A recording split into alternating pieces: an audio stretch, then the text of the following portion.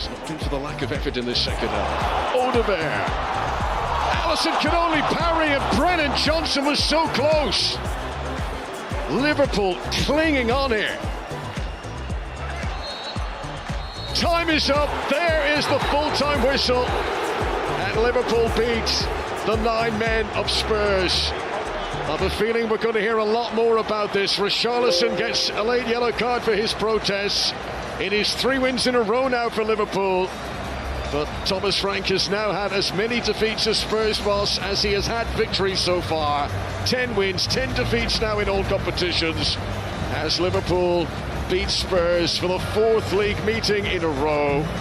Spurs, who've now had only 1 win in their last 8 Premier League home games. It finishes Spurs 1, Liverpool 2.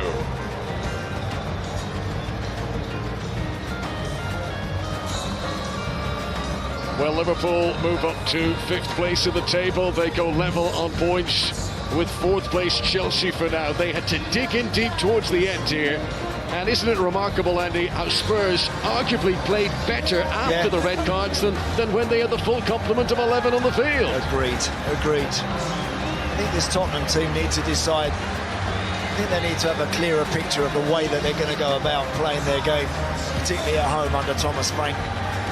As they're getting caught between, I think, wanting to go a bit longer and be a bit more direct and aggressive, and being a bit too passive and sitting off teams. Liverpool didn't have to play that great today. They've claimed all 3 points. It wasn't one of their best performances, but it's a good win, and they're on a little bit of a roll.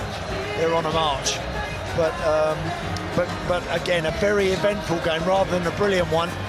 Plenty of big talking points in there. Referee at the centre of a lot of them. But it's the visitors that claim all 3, and that's a good win for them. Yes, John Brooks had a busy afternoon, that's for sure. Red card shot to Xavi Simons and to Christian Romero. Alexander Isak and Hugo Ekitike both scoring for Liverpool in the first game since Mo Salah's departure to join up with his Egyptian international colleagues.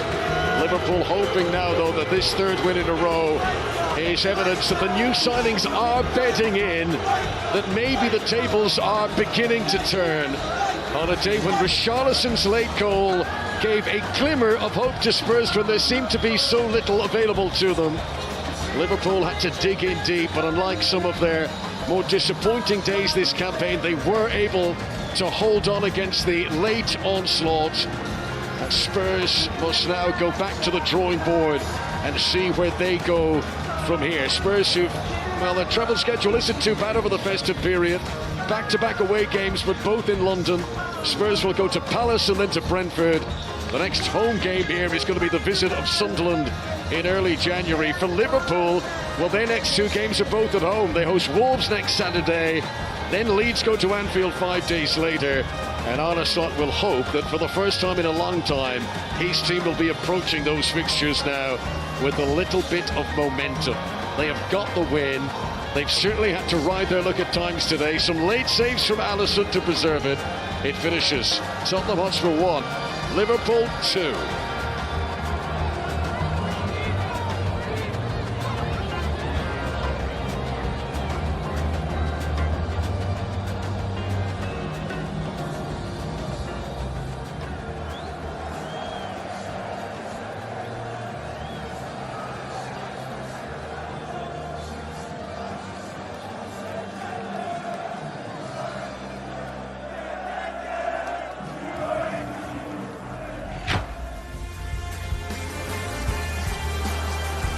Liverpool came to North London looking for a 3rd win in a row in all competitions, and they were to take the lead when substitute Alexander Isak